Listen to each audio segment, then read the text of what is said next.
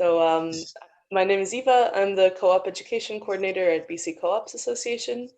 And yeah, so a lot of my role is delivering kind of Co-ops 101 is one of our main programs, but then also our broader education around co-op development as well.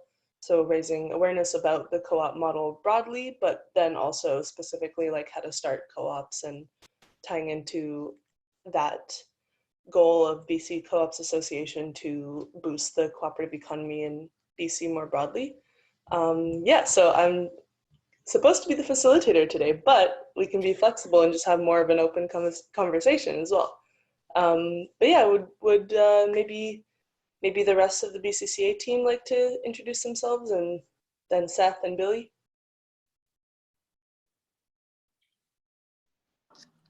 Sure, sounds good. How would you start off, Andrea? Then let's go over. Okay, yeah. So I'm the executive director of the BC Co-op Association. So nice to meet you, Billy. BC Co-op Association, we have about 90 members across BC, very diverse membership. Everything from super small 3-person worker co-ops in innovative sectors like food delivery, agriculture, all kinds of things, right up to very large secondary co-ops. So for example, we have the BC Co-op Housing Federation, which is also a member, and they represent over 250 individual housing co-ops across the province. So we have a really big range of co-ops and credit unions that are members of the BC Cooperative Association. We ourselves are structured as a nonprofit cooperative. And so one of the key things that we try and do is further our vision around building a more cooperative economy in BC, but also, to your earlier point, really beyond. We don't want to just limit ourselves to the province. So part of that global co-op movement.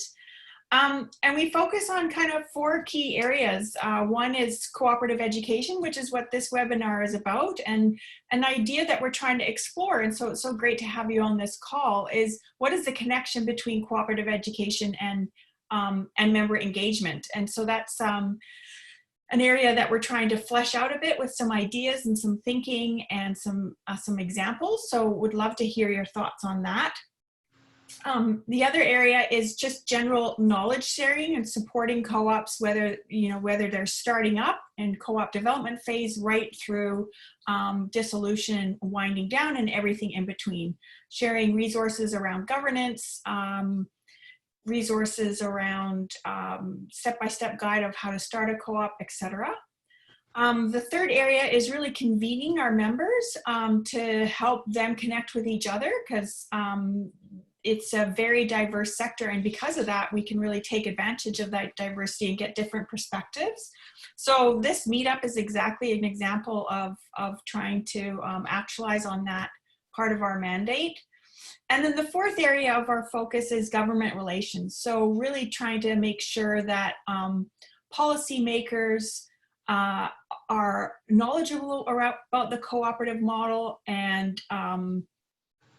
and that we have at least a level playing field for cooperatives and credit unions to operate in the province. So that's kind of our 4 focus areas. And we look forward to sort of sharing some of the thinking that Seth and Eva have done around cooperative education and the role in member engagement, and hearing your thoughts and a bit more about what you're doing in this area. Awesome. Maggie and Sam? Okay, I'll follow Maggie's cue then, so I'll start. Yeah, my name's Sam, and I do marketing communications here with the BCCA. And yeah, it's just sort of like a lot of stuff that I do is sort of about, updating our website, sending out our newsletter, trying to engage with our membership just to really make sure that the content we're producing is relevant and representative of what is important to them, and also, provides the most support to them. And yeah, just kind of trying to connect with our networks. And I will follow your curtails there. So I'm the community administrator, and I've just been doing a lot of member outreach recently. So that's been really exciting to hear about how people are pivoting their cooperatives to better meet the needs of their members, and maybe their worker co-op. So trying to make sure that they, as a worker co-op, are figuring out how to deal with this insane crisis that we're facing. So that's been kind of the bulk of what I've been doing recently. And I also just kind of help with the governance administration and just kind of assisting some of the other staff with our administrative needs, but definitely love hearing about the different stories that are going on in our community. So, yeah. Thanks, Maggie. Seth?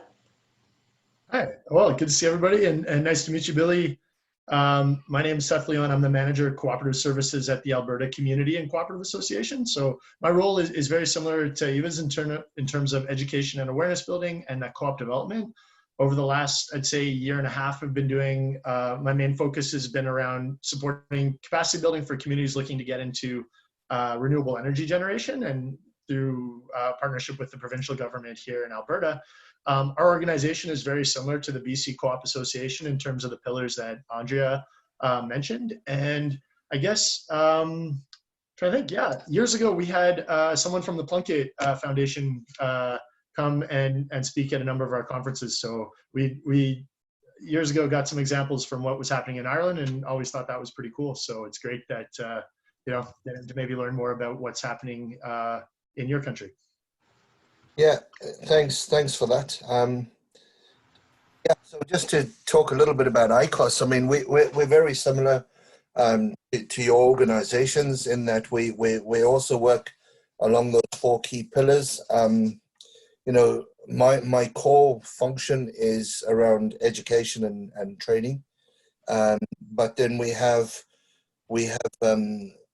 different kind of divisions within our organization. So we might have a dairy division, we have a livestock division, we have our finance division, we have a pensions division, you know, we have a European executive, European affairs executive, and we do a huge amount of work around government relations and policy on behalf of our membership. So, you know, I think there's a huge amount of synergies just listening to you guys kind of talking and introducing yourselves in terms of the functions. And it's we have a very similar kind of organization. We have a relatively small staffing, individual kind of internal staffing of 15 people. That's from our chief executive. We have 5 or 6 executives that look after different divisions. My division in particular is the Learning and Development division, and within our division we have 3 kind of tiers of our division. One is around member development, specifically for education and training, which we call a skill net. It's about skills development within the workforce and our cooperative members. Then we have European projects. The European projects is looking at added value stuff we can do with our membership. And then we have the final version, the final piece that fits under my remit is the Plunkett Institute.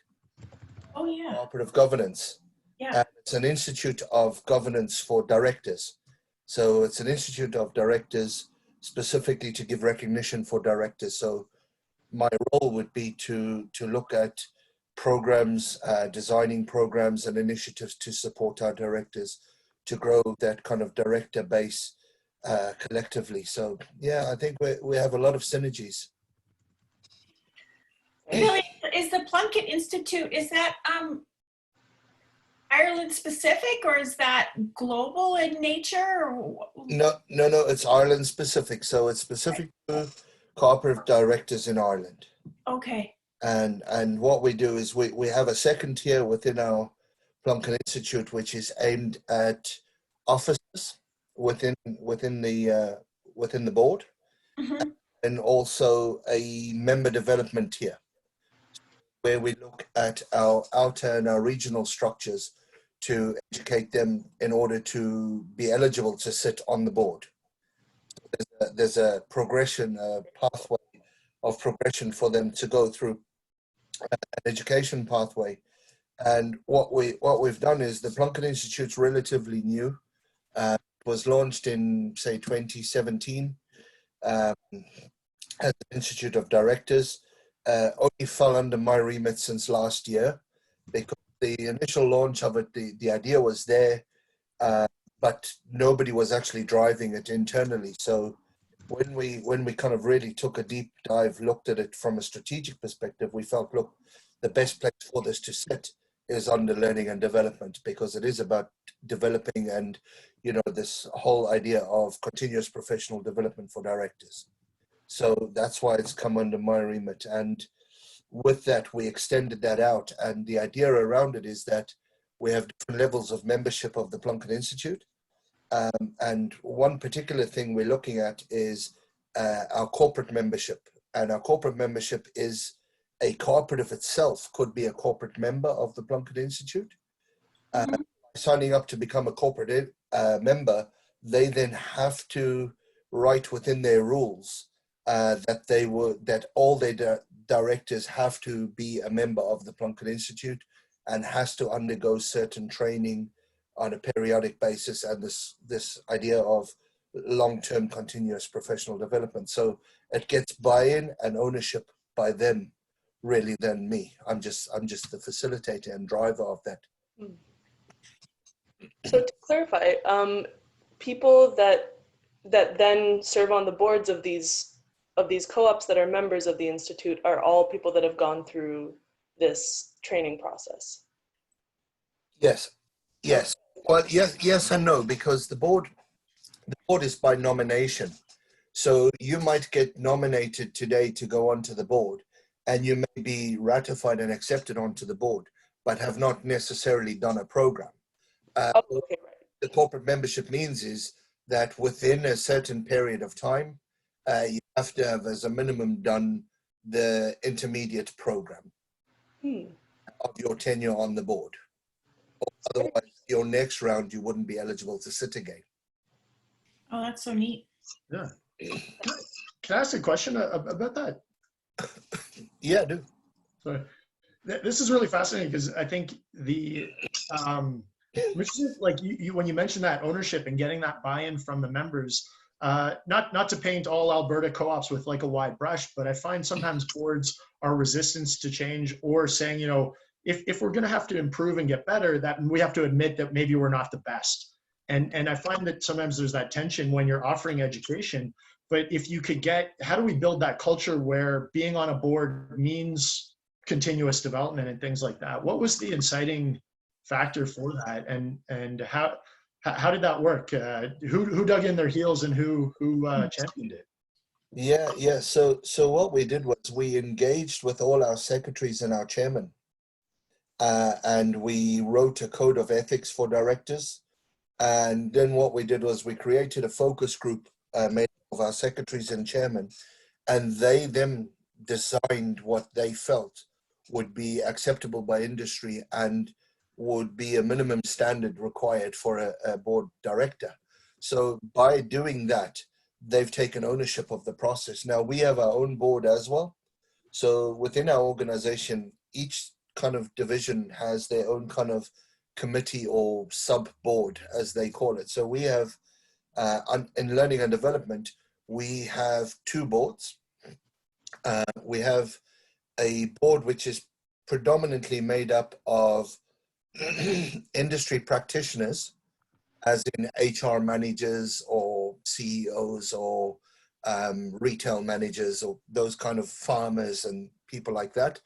And they look at what are the kind of learning needs of industry, and they feed kind of the industry piece. Then we have a Plunkett Institute board, which is made up of educators and policymakers and things like that, and also of directors and chairmen and secretaries. So, you know, we have a mix of people on the board, and they're the ones that come up. So like the Institute, the cooperative is actually owned by the industry. So the Plunkett Institute is a cooperative and it's owned by the industry. So the industry has to make those decisions, and I just facilitate that and drive that process, bringing them along or taking direction, you know. Does that make sense, Seth? Yeah, definitely. Thank you. Yeah, that's great. That's such a fascinating model. I'm just thinking about, Maggie, how you're a member of the CEC, which is the Canada's Emerging Cooperators. And from what I understand, Maggie, you can probably explain this better, this is like a place where youth can, like young people in the co-op sector can go to get their first taste of like being on a board or serving that kind of governance role. Although it's certainly not like as connected, I feel, with like where that funnel takes them. Maggie, can you speak to that a bit? Yeah, definitely. So CMC is kind of the umbrella organization for the provincial associations and a lot of larger organizations or larger cooperatives in Canada. And then underneath that is a governing, or it's a management body of young people 35 and under. And they are kind of this young person voice in the co-op sector. And so what the hope is what Eva was talking about with, you know, this is kind of that 35 and under group, and then eventually those folks would be able to start getting more and more comfortable with how to be a board member, and then eventually become the leaders and directors of different Canadian cooperatives and mutuals. So that's kind of where we're trying to help form that a lot better, because it's not as clear right now. But I think that's such an important piece of the cooperative model. You need folks that are competent, capable, and comfortable with the way that we govern. And that all starts with education, which is kind of a nice tie into the conversation here. But there also needs to be this kind of value around young people in the co-op sector as being part of that, that resilience of the sector as a whole, and the sustainability of it. Because if you don't have buy-in from the young folks, you won't have that continuation of cooperatives in the future. Yeah, Maggie, I fully agree with you. And I think in Ireland, that's one of our biggest challenges, is engagement of young people in cooperatives. So the average age of our board of directors is 70. Oh. That is so sad, isn't it? Average age of our board of directors is 70. Now, Wow. I'm not talking about our own kind of Plunkett Institute or within our own organization. I'm talking about our big cooperatives out there. Right.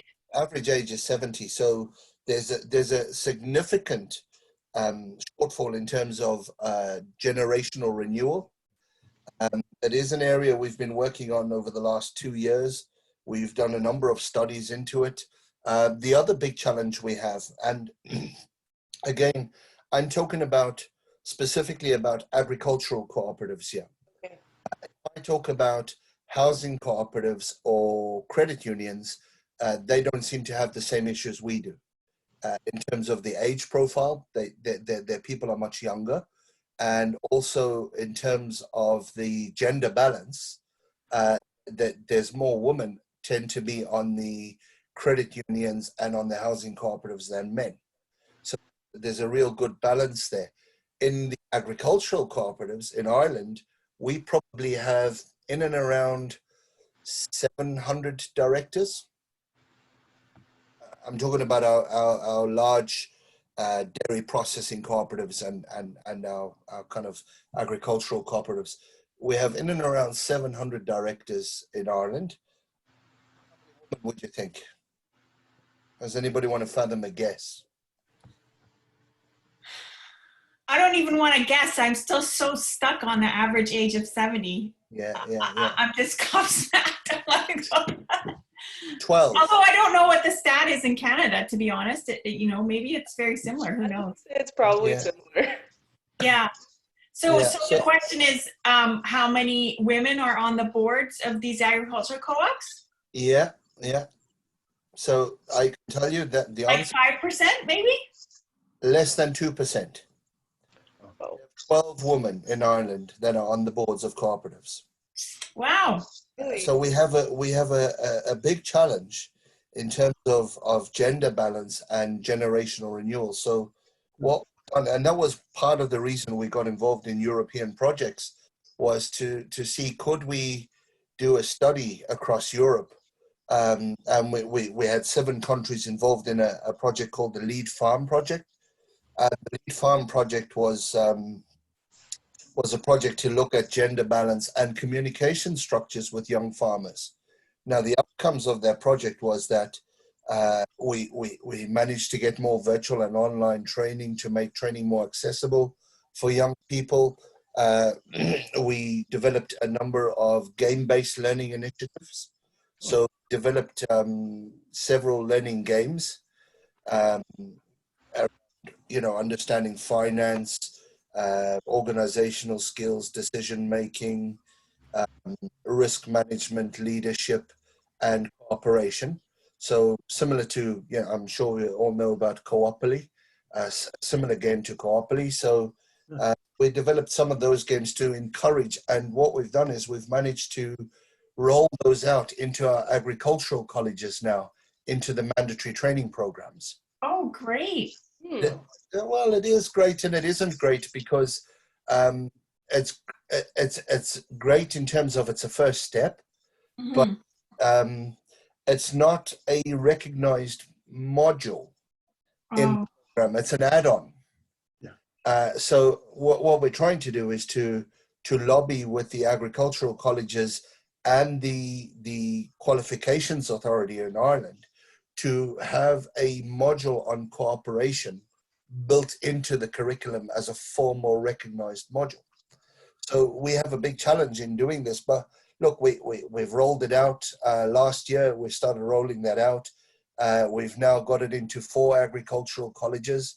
We're probably getting in and around 120 students a year per college through the program, through those game-based learning. And it's really interesting because, they don't really want to sit in the classroom and hear death by PowerPoint. They're actually quite open to playing games that simulate real life experiences for them at a farm level. We're not great at our urban cooperatives, supporting urban cooperatives, in terms of, like we have a couple of urban cooperatives like Dublin Food Cooperative and places like that, but we're not hugely great. So sometimes I think they feel a little bit lost. From an education perspective, we support them as much as we do the others. But in terms of policy and everything else, we're more agricultural focused as an organization. So we do have challenges and some key learnings that we can look at in terms of doing better as an organization. I don't know, has anybody got any questions? Sorry, I feel like I'm hogging all the talking space here now. No, I think like this kind of open discussion is really interesting, and just to exchange like the sense of how things are and how things are the same and how things are different kind of between our countries, I guess. I'm kind of curious about like that, the thoughts around the pipeline of like bringing more people like to want to actually participate in the board level. Like what kind of initiatives do you have for like encouraging more engagement in the governance of co-ops?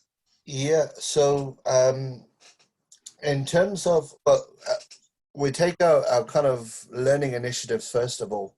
So we engage with all our members on a kind of almost on a daily, weekly basis. Do you know what I mean?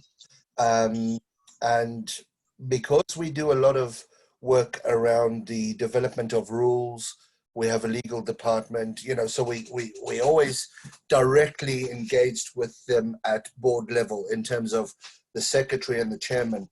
So naturally that knock-on effect simulates down to education and training.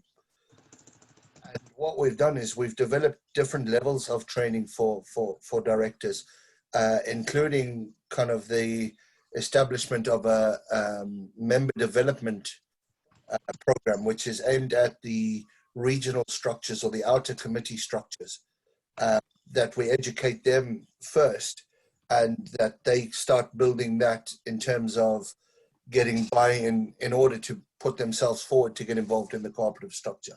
Mm. And those kind of programs are hugely beneficial, you know. Mm. One of the other initiatives we've looked at is we've started a mentorship program. Ooh, very cool. Any new directors, or any startup co-op that wants to kind of, we kind of buddy them with a experienced director from a different type of co-op. Mm. We kind of, so for a good example would be right down Seth's field would be, we recently started a cooperative in, it's called the Irish Biochar Cooperative, which is looking at biocharcoals and sustainability of peatlands and things like that. So, and boglands. And what they've done is, so they're a new cooperative startup. So what we do is we'd help them with the startup, we'd help them write their rules and regulations and things like that. And then once they get started, I go meet with them from an educational perspective. We put in place a program for them, anything ranging from a 2-day program to a 4-day program, which would typically cover 4 to 8 modules, different modules around finance, leadership and strategy, financial reporting, things like decision-making communications, legal and governance, those types of programs, modules. And then what happens is then we buddy them up with an existing director from a different type of cooperative. So you could have somebody from an urban cooperative just sitting with the secretary or the chairperson of this new cooperative in terms of helping them along the way, in terms of their structure, their process, their systems, that kind of stuff. Very cool. That's really neat to hear. Sorry, Eva. Oh, Maggie was just texting me in the Oh. chat that she had an interesting point to share. Well, it's really similar to what you've been talking about, Billy. And I don't know if you're familiar with the Co-operators. They are an insurance company, but a cooperative in Canada. So they have such an interesting way of engaging their members by having a mentorship program, specifically targeting young people too. So I'm part of that. I'm only a delegate, but I know that they're kind of hoping that that's a pathway up into becoming part of their board. And so what they do is they pair you with someone on their board of directors, and the delegate then is coached and mentored. And so I've been talking to my mentor about financials and just kind of managing that piece of it, because that's just not something that I've studied or worked on a lot with. So then they also have, like, at every single AGM, they have a delegate education kind of workshop. And so if you're a new delegate, then you go through this process of understanding the structure of the cooperators, because they have multiple, different companies within that. And then so their whole thing is, we want to understand how the members or the delegates function, but then they want them to kind of understand why they're part of this cooperative, and make sure that the values are so prominent within any of the teachings that they have. So, and I found what was really interesting is that they had this member, what was it? DSR, I'm going to forget what the acronym stands for, Democratic Structure Review. And that was a whole process of asking the members specifically at the AGM, what's important to you? Do you feel like these aspects of the way that we structure our co-op are important? And so you're actually in the decision-making process of saying yes or no, voting on this and that. And then they had everyone at tables at their AGM, and they specifically made it so that it was very diverse. And you had all sorts of people from different sectors talking about this democratic structure and giving feedback. And they spent so much so many resources and time on just understanding the democratic process and how we all fit in. So just want to throw that in there as an exemplary example. Yeah. That's really interesting that's being done at a national level as opposed to at an individual cooperative level, because our member development program does that. We drive the member development program in conjunction with the cooperative. So if I say, for instance, say Orivo Cooperative, which is one of our dairy cooperatives, what happens is we would run a member development program for them, and we'd run a two-tier program. One for young farmers between 18 and 35 for their outer committee structures. And what we do is we take them through the whole idea of, and they're very much involved in it. Their secretary, their chairman, their senior leaders, they take them through the kind of the cooperative structure, the cooperative operations, the whole thing. Do you know what I mean? And we come in and we talk about policy and our role, and we get our European affairs executive to come over from Brussels, and she does a piece on policy and, the whole Cooperative, which is a farmer stroke cooperative, almost like a congress of cooperatives within Europe that we're members of. So she will come in and talk about that and what they do. And then we have, I don't know if you've heard of an organization that we have, a dairy organization called, what used to be the old Irish Dairy Board, they now called Ornua. And they kind of sell Kerrygold butter across the world on behalf of cooperatives in Ireland. And they come in and talk about kind of market strategies and marketing from that perspective, not marketing in terms of digital marketing or marketing your wares. It's more about kind of European markets and kind of how you progress those and so forth. That all sounds super interesting. I'm wondering, given that we have just not too much time left, Seth, how would you feel about like doing a quick review of the content that you prepared for today, and just see what Billy's thoughts are on it in terms of, and the rest of us also, obviously, in terms of, because it is kind of a hypothesis that you've been building on, and it would be great to get a different perspective on that. Excellent. Yeah, no, this is great, and I've really appreciated all the insight and just jotting down tons of notes to mull on as well. So really impressive work. And also, I think just in general, it'd be great to how do we keep this conversation going? I know we're probably hitting peak Zoom meetings, but I think being able to talk shop is really important. So just throwing it out there. But I'll jump in to what I was looking at today. Kind of oh, there we go. Share. Okay, let's see if this will work. So that was okay. So really, kind of what we wanted to do today was to just introduce this concept about education as a way to increase member engagement, and as well, maybe looking, given the context that a lot of people are at home, our co-op's going to come out with a membership that's more engaged following the pandemic. But not to say that ongoing education and engagement is a fundamental piece of a co-op. Perhaps we're just more aware of it now. Really just framing it, and I imagine this is all pretty straightforward. But co-ops, it is a part of our kind of the fundamental pieces of being a cooperative. It's a cooperative principle. And as I mentioned, education is a key part of engaging. Having a better informed membership base is going to increase the capacity of the cooperative.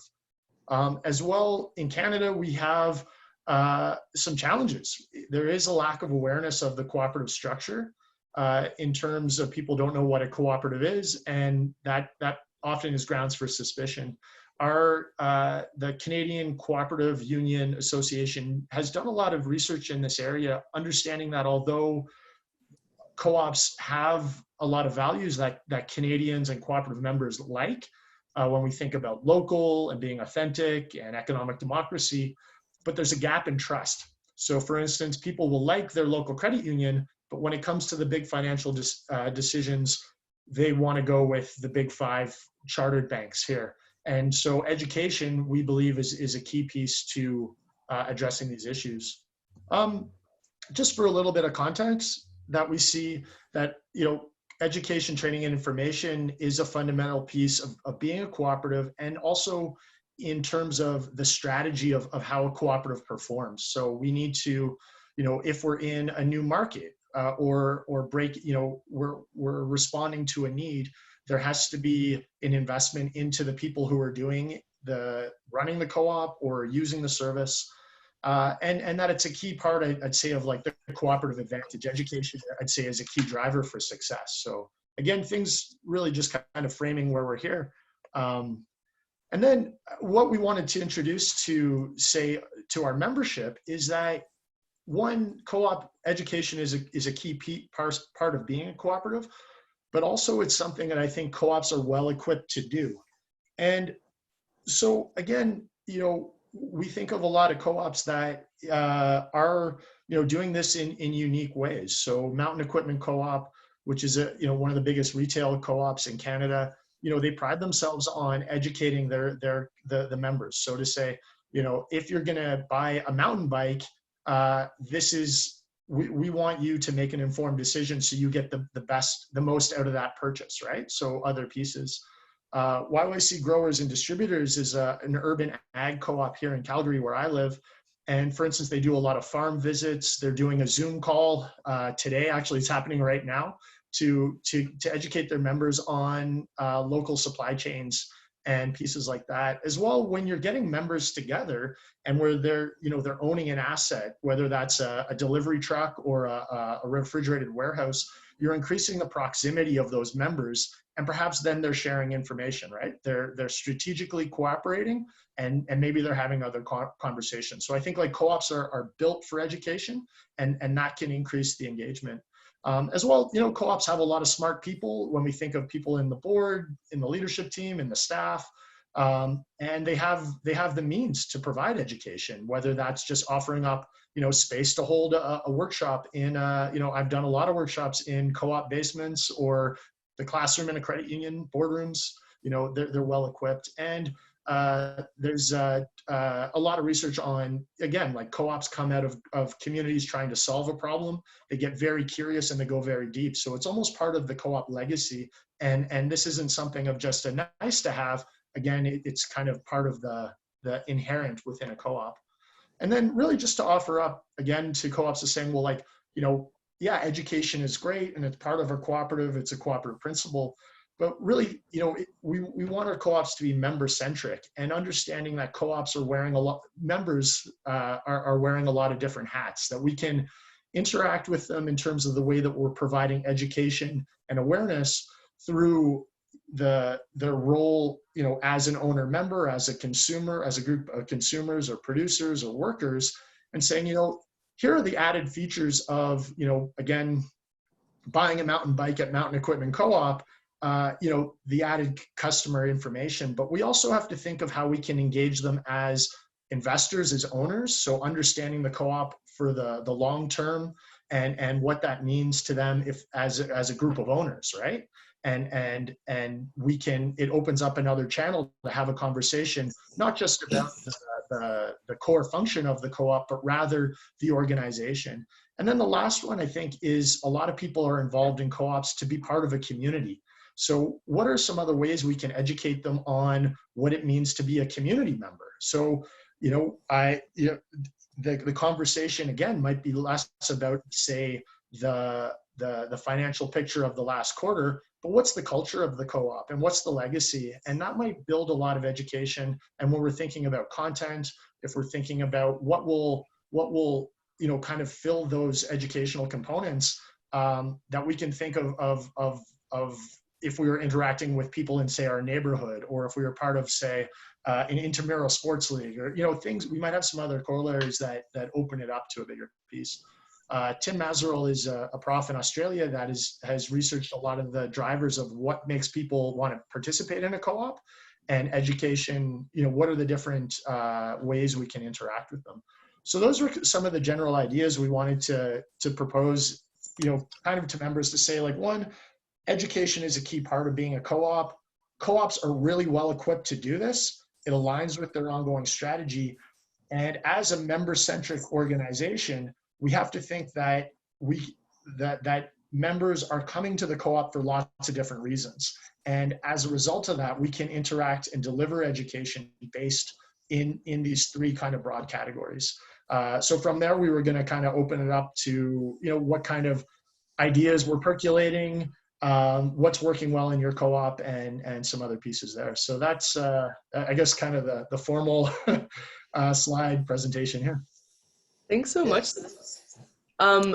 The intent with this was also that it would be kind of a taster towards an actual kind of longer webinar series that's a lot more tactical focused. Like, okay, so now we take this idea of using co-op education as a tool for member engagement. What does that look like? And how do we pull that into our various communication strategies and education strategies as a co-op? So I'm also thinking of, like, just for our team that we're delivering this, how we can take kind of the content that Seth has already developed from here and use that to build more interest in kind of that future webinar as well.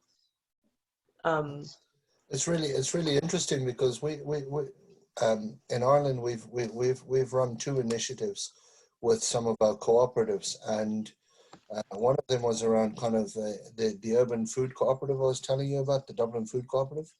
And what we did was we ran a 16-week program for community development. And as part of that, we did things like zero waste cooking, and ran zero waste cooking classes for them for free. We took them to a biodiversity, and they did 2 cooperative walks. Took them to two different types of cooperatives to show them what a cooperative is and how it works. We ran, as part of those 16 weeks, we also ran a session on starting your own cooperatives and helping them develop business plans and things like that. So what you had is you had people coming in that wanted to start a business, but weren't sure whether they wanted to go down the route of a cooperative or down the route of a corporate, as a small business. And then we kind of, so what we did was we took them through all those things and then helped them through a process. And from there, we ended up growing 3 new cooperatives. The other initiative we worked on with one of our members was a cooperative innovation project, which we put out to 3rd level education students, and in a particular community. And what we did was we said to them, look, there is a piece of land here for this community, which is owned by the cooperative. What we're looking for is innovative ideas and innovation in terms of starting a new cooperative. And the winner of that cooperative would win a €10,000 prize, including of their proposal. And then the proposal was put to a cooperative board, and the board ratified it, and then they developed a second cooperative as part of that process. Those were just some of the kind of things that we have done in that space. But it is really interesting in terms of how do you get more people involved in the cooperative, and even sometimes your own cooperative members, especially kind of the younger farmers, 40 to 50 year of age, where their parents might be very much a cooperator. They are part of the cooperative, but they would go buy their farm inputs from a different agricultural source rather than from their own cooperative. We also have those challenges, and we don't necessarily have the answer to those challenges, but it's stuff we kind of working on in terms of getting that. I know from a learning and development perspective, we would constantly, like we do annual and biannual learning needs analysis with our members, but we don't have an issue in terms of our members participating in training at all. So, over the last say 5 or 6 years, we have actually trained in excess of 13,500 people Wow. in cooperatives. You know, so it's huge. Like our engagement is huge. Our like we would have, again, it depends on how, I'd be interested to find out how is education paid for in Canada. So any courses that a member of the cooperative participates in, how is that paid for? Does the cooperative pay for it? Does the individual pay for it? Do you get grants from the government for it? How does it work? Yeah, I mean, I think it's very multifaceted, and also like how we think about what education is. Like there's tactics like courses, like offering courses to actually learn kind of more in depth about certain things. But then there's also kind of lighter tactics as well that are more about building engagement through like, hey, come learn about how a board meeting would work. Just kind Yeah. of to become familiar with the co-op's kind of functioning itself in many different ways. So I think to keep kind of that open mind and present various options for co-ops, because it is almost like first you need to convince people that education is important to co-ops, and that's what I think this webinar was supposed to be like. Okay, educating Okay. members is important. Now how do you do it, and how is that a cost-effective translation for you as well? How does it benefit you in the end? Okay. You see, in Ireland, I think we very much advanced down that in terms of we see education as a core part of our business, and that goes from your director right down to the cleaner, and your farmer member on top of that, or your member of your cooperative. You know, so it's we are really kind of blessed that way. We do have informal kind of get-togethers, like we have farm talks or farm walks. They call them knowledge transfer schemes. So KT sessions. So basically, you might have a 20 farmers going to another farmer's farm to learn about something specific related to the cooperative and how that works. And so we have those types of events as well. Yeah, it's really interesting. What I can say is from our own organization's perspective, we probably have a learning and development budget of just under €2 million a year. And we co-fund the majority of our, say 950,000 would be co-financing of education and training for our cooperative members. So we don't give it to them for free. Right. We co-finance that at probably 30% for any training that they're looking for. And that can be from their mandatory training right through to any kind of managerial and kind of business continuity and strategy and all of those kind of stuff, your director training and that. Our director training initiatives, we give that for free to our boards. Director training is free, but staff training is not. And then on our European projects, so training to encourage young farmers to get involved when we look at digitalization, robotics, and all of those kind of areas to support the farmer members, those are free. Trying to get their engagement, you know. Cool. The other kind of area we've really focused on is developing a competency framework. And if I can share my screen with you, I can give you a quick show of what that might look like. Let me just... While you bring that up, Billy, I'd be really curious to know, because one of the things we're trying to explore is, can we create fee for service around education offerings?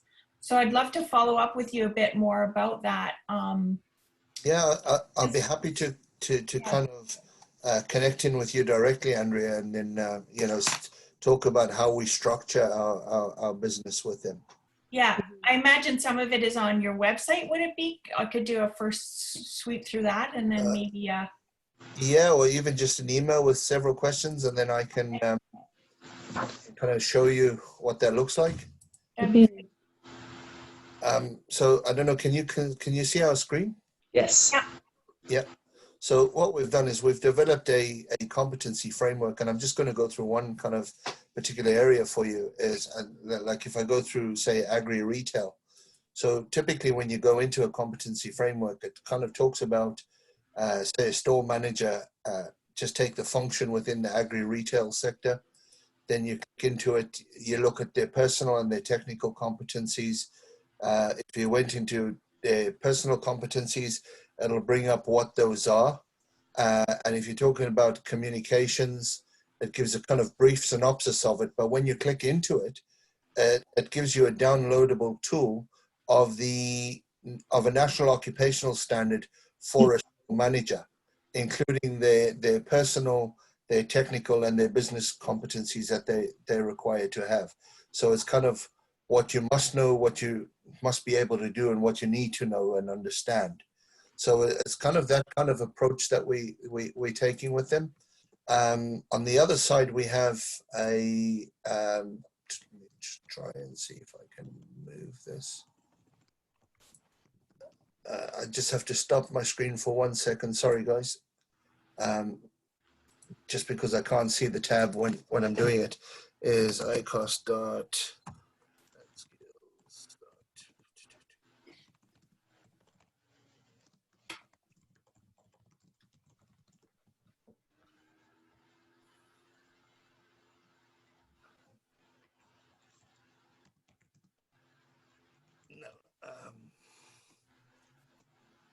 If you give me 1 second, I'm just pulling it up here. Sorry.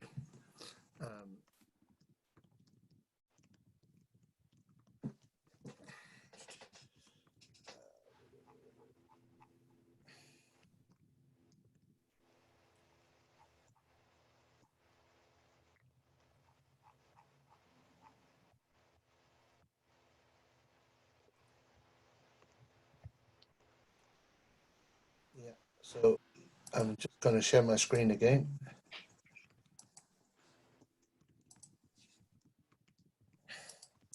So what we've got is we've got a director competency model that we've been working on. And when you click into the director, you've got, try to move that out the way for you. So you've got the board competencies, director competencies, and officers. So when you look at officers, it'll break it down by chairman, the secretary, the CEO, the COO, CFO, and so forth. If you go into the director competencies, once again, it breaks it down into technical, personal, and business competencies. If you go into the technical competencies, it kind of shows you what those are, what they mean, and then you click into them. So the same kind of approach. But what we've done is we've then developed a tool which supports that. Now, I'll stop sharing that at the moment. We've developed a tool that supports that so that when a chairman sits down with a director, the director can do a self-analysis of where I believe I am against those competencies. But the chairman can also sit down with me, or the secretary can sit down with me, and the secretary can then map where they believe I am against those competencies. And then what we can do is we can come up with a personal development plan for myself. And that's all being built into that competency framework at the moment. That is amazing. Thank you so much for sharing. I'm like, my eyes are as big as saucers, I'm sure, because it's pretty phenomenal. And of course, wondering, how could we get access to something like this and offer something similar to our members. I've never seen anything so detailed and specific before. It's fantastic. Very advanced. Yeah, super advanced. So I'm going to send you a big long list of questions. I imagine Seth has some too. Absolutely do. I'm quite, as I said to Iva, it's Iva, is it? Eva, but yeah. Eva. As I said to Eva, is that, I want to kind of connect in with people because I want to kind of learn how people are doing things in other areas and then benchmark what we're doing against what other people are doing. Because, for instance, when I look at your website, I see you've got a program in schools. And I'm saying to myself, well, I'd love to find out how did you do that? Because I want to get into schools, because I think the earlier we can educate people around cooperatives, the more chance we have of getting buy-in into it. Mhm. You know, we've started that process ourselves by engaging, say, our kind of Institute of Career Guidance Counselors and things like that. And also we have what we call a gap year in our secondary schools. And now, unfortunately, COVID-19 has restricted us from doing this year because we've only started the process. But our cooperative members, we've been working with our cooperative members to design a gap year program for students and taking students on in minimum pay kind of roles within the cooperative to teach them about cooperatives. And at the same time, they get a bit of work experience in their gap year, and it's a win-win for everybody, you know. And our cooperatives are quite happy to invest in that. Yeah. Oh, that's fantastic. Well, I think I feel super grateful that this, I mean, on one hand, it's too bad the meetup ended up just being us, but in other hand, I just feel super grateful and lucky that we got the opportunity to connect with you, Billy. And I think this is going to be the start of an ongoing kind of conversation and relationship. I certainly learned a ton from you today. And Seth, thank you for pulling together those slides. I think you got some really interesting concepts there, and I'm looking forward to building that out and then learning from each other, because certainly, yeah, we've got quite a bit of experience between the two cooperative associations here. Seth in particular, they have a whole co-op camp, summer camp program that might be of interest to Billy. Yeah, and we can connect you to our counterpart here in BC who does something similar. And then Eva and Seth are also working very collaboratively around trying to reach youth 19 to 35 kind of area, getting into the universities. So I think, I know we have to wrap it up now. We're getting just into 2 o'clock here, but how serendipitous was this? I'll just leave it as that. Yeah. Eva, if you could share all my contact details with everybody, please, it'll be great.